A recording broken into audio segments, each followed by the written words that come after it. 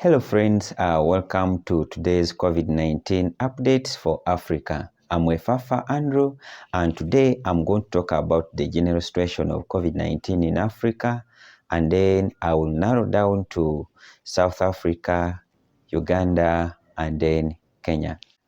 Before I talk about the COVID-19 situation in Africa, allow me to talk about the Marburg and Ebola outbreaks in West Africa.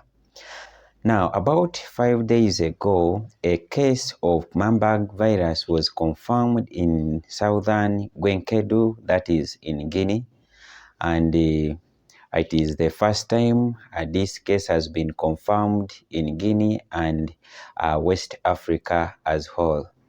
And then just on 14th also, so that is something like 2 days ago, a case of Ebola virus was confirmed in Ivory Coast. This came after the Institute of Pasteur in Cote d'Ivoire confirmed Ebola virus in the samples collected from the 18 years female who traveled from Guinea. Now, as I talk, Guinea is still battling with Marburg, and now this lady who was confirmed to be having Ebola virus also traveled from Guinea to Ivory Coast by a bus.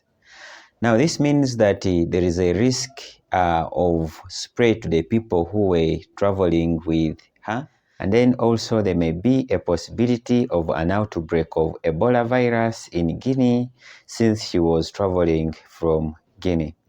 Now, Ebola virus and Marburg virus are all causes of hemorrhagic fevers, and they have the same mode of transmission, and also they have the same presentation. So, the only way of differentiating these two is by doing lab investigations. The natural reservoir for these viruses, it is thought to be the animals, most especially the bats. And man can get infected when they get into contact with fluids or secretions from the bats, or when they just touch them, and then they can spread that virus from themselves to other persons when the other person come into contact with the bodily fluids of the infected person, like the blood, urine, the feces, the vomiters, and others.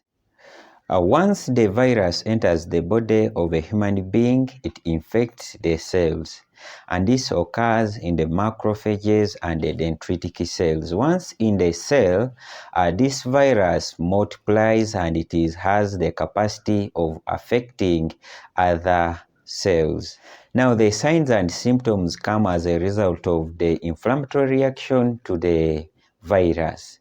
The body, in reaction to the virus, releases inflammatory mediators like cytokines that lead to signs and symptoms like fever, headache, and others. Also, this virus has the capacity of affecting body organs and like affecting their functionality. Organs like the liver, the spleen, the kidneys, and others.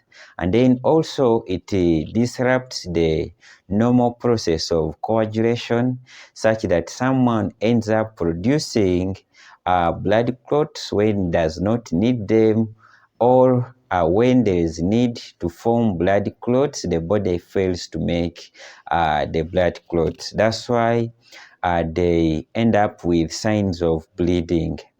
This may be through the stool, or it may be through the vomiters, or it may just be through the nose. So those are some of the presentations that come as a result of the virus. Though there are other unspecific signs and symptoms also, like joint pains and generalized body weakness.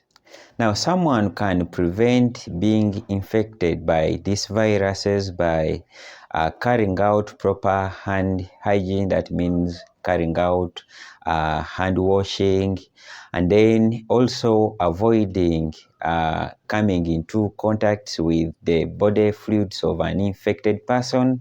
And also someone can prevent transmission, most especially the health workers, by putting on protective gears while attending to patients who have Ebola and Marburg.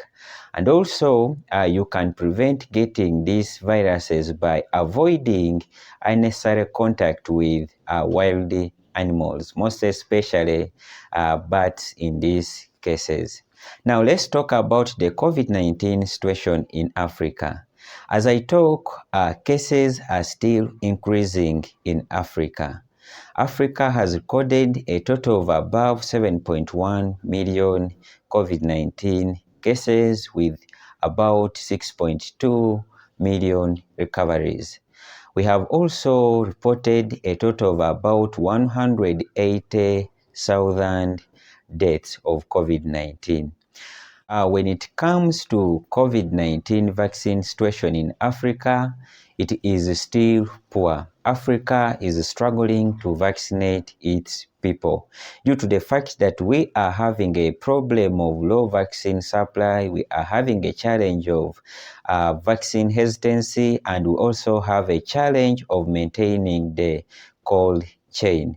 Now, African Union has set a target of vaccinating at least 60% of its total population, which is around 1.2 billion. As I talk, only about 1.2% of the target has been fully vaccinated. Recently, the African Union, through the AVAT, acquired about 400 million doses of Johnson & Johnson vaccines, and this is expected to vaccinate around a third of the total population. But these vaccines are going to be released in phases. For example, in August, before it ends, they have a target of around 6.3 million vaccines to be distributed, or people to receive the vaccines. So we still need vaccines. Just want to thank people who are donating vaccines to Africa, different countries in the world.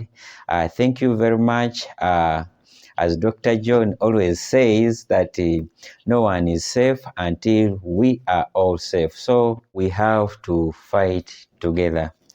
Now, let's go and look at some of the statistics from South Africa. Now, South Africa has performed a total of about 15,595,731 tests. And out of those tests, they have confirmed a total of around 2,605,586 cases.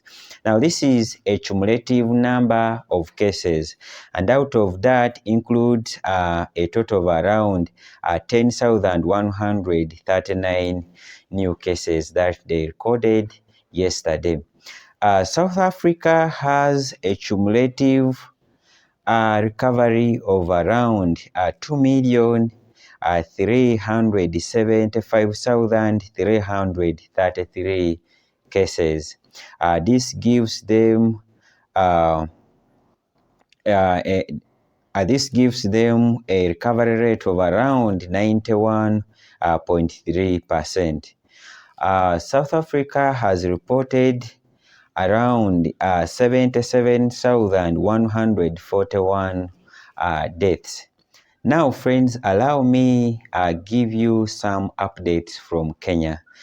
Kenya has performed a total of around 2,253,457 tests as per today.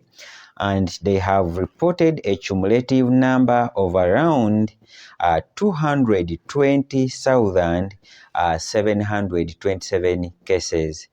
Kenya has reported a total of around 4,340 deaths, and they have a positive rate of around 14.4%. Allow me to talk about the vaccination situation in Kenya.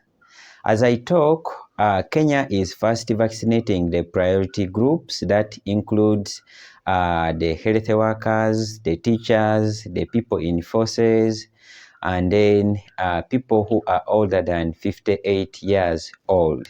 Now, this is because there is low vaccine supply, and this is a problem the whole Africa is facing. Kenya has received a total of around let me see if I can get the exact value here of around 2,323,100 doses of vaccines, out of which they have administered 2,033,277 doses. Now, with Kenya, about 50% of the people who have been vaccinated have also received their second dose. The proportion of adults who have been vaccinated in Kenya is 2.7%. As I talk, the lockdown has been relaxed in Kenya. People can gather in worship while following the SOPs. Students are at school, and then also most businesses are operating like vehicles can carry people with half the full capacity they are supposed to carry. Now let's summarize with Uganda, where I'm reporting from.